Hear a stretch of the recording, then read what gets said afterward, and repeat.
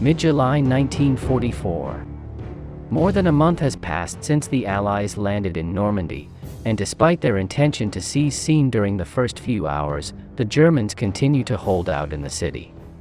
Whether it was in the early days offensives, in the outflanking attempt by Villers-Bocage, in the Great Epsom operation, or during the Charnwood offensive in which Scene was completely destroyed, Montgomery always hit a wall.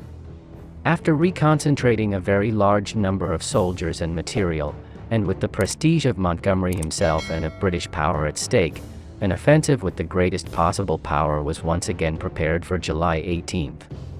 The operation that we are going to see next, which is exactly 78 years old today, is a clear example of the war that shows how an overwhelmingly superior attacking force to the defensive force fails resoundingly.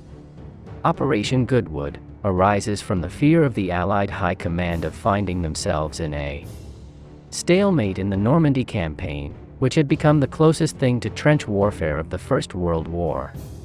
For many weeks, both armies had suffered tens of thousands of casualties, with no significant breakthrough, and this was something that had to come to an end. The operation was therefore born at a time of maximum frustration on the part of the Allied High Command, which contributed to great controversy and strong internal debates. One of the main Allied problems was that the beachhead they had obtained. It was about 20% of the planned size, causing heavy congestion. This had meant that the Allied commanders could not exploit their advantages in mobility during the months of June and early July 1944. Saving all distances, something similar happened to the Persians at Thermopylae. The approach of the Goodwood operation was very simple. Using the largest possible number of both infantry and armored divisions, it was intended to break through the German defenses to the east of Seine and open a path of advance towards Paris. If this offensive was successful, the entire German defense in Normandy would crumble, and there would be the possibility of a large encirclement of German troops. To this end, the Allied forces deployed were one of the most powerful ground contingents of the entire campaign. In total, some 1,200 tanks were assembled, plus another 350 supporting the infantry divisions. Added to this were more than 4,500 planes and almost 120,000 men. On the other hand, the worn-out German troops had some 220 tanks and several hundred planes in support, along with 29,000 infantrymen. All of their divisions were in very poor condition, and their ability to recover was diminishing. Although the soldiers of the German army had begun the campaign in high spirits, fully convinced that this was the decisive battle and that they would drive the Allies out of Normandy, by mid-July everyone knew that the end was near, and that soon they would be fighting on German territory. The offensive began on July 18th at 5:30 with the most intense mass bombing in history. More than 4,500 aircraft from the RAF and the 8th and 9th Air Forces carried out a carpet bombing of the German defenses with 8,000 tons of bombs.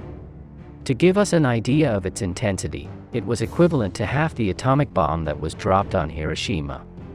The lack of visibility due to the columns of smoke and dust were so great that some bombers had to abort the mission, while the rest dropped thousands of bombs indiscriminately, even affecting their own troops.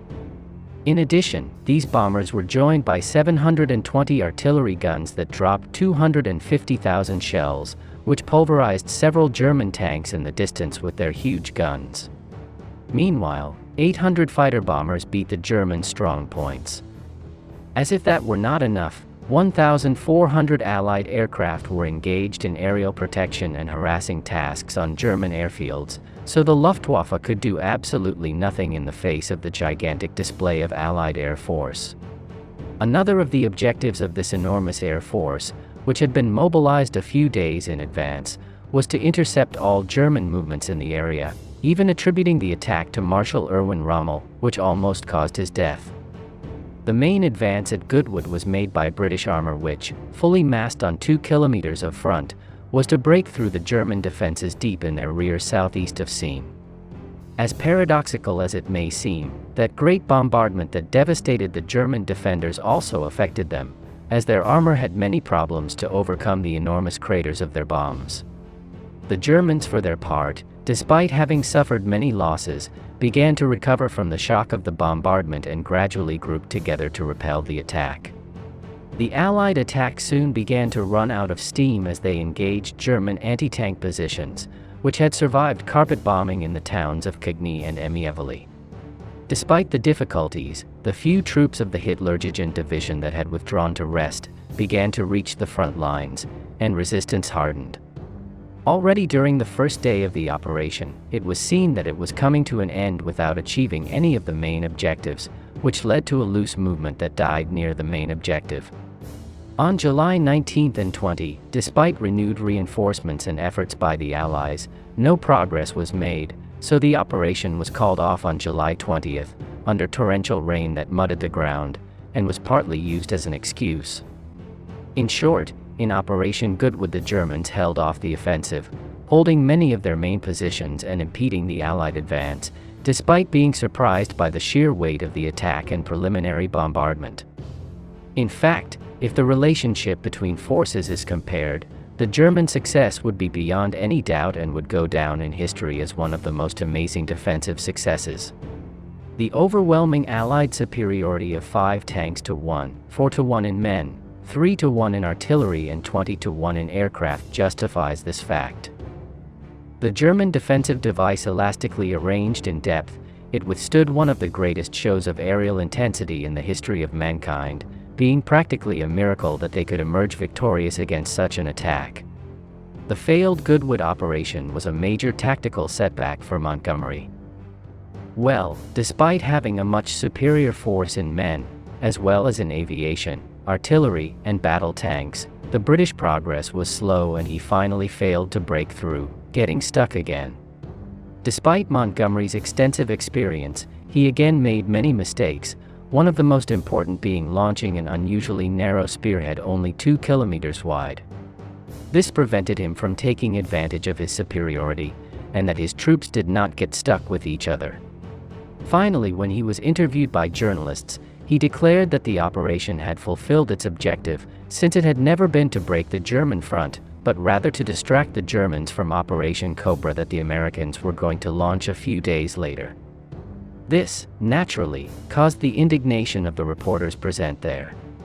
The high losses suffered by the Allies were also harshly criticized, these being about 4,800 men and more than 400 tanks. Although many of these tanks were returned to service, the morale of the crews was greatly impaired. By contrast, the Germans had much smaller tank losses, around 100 tanks. They had 1,500 casualties and 2,000 prisoners were taken. As a curious detail, it is often said that this was Rommel's last battle, since his predictions and his deployment orders before the battle were crucial, as well as the performance of the panzer regiments located in the rear. Despite being in the hospital seriously wounded, Rommel had thus won his last battle. Well, here's the program. If you want to live the first-person experience of this operation from both points of view, I recommend La Encrucijada Goodwood and Trapped in the Bocage and Objective King Tiger by Efrain Herrera. We say goodbye here. Many thanks to everyone, especially the sponsors who make this possible. Subscribe and share this program if you liked it, and see you in the next one. See you soon.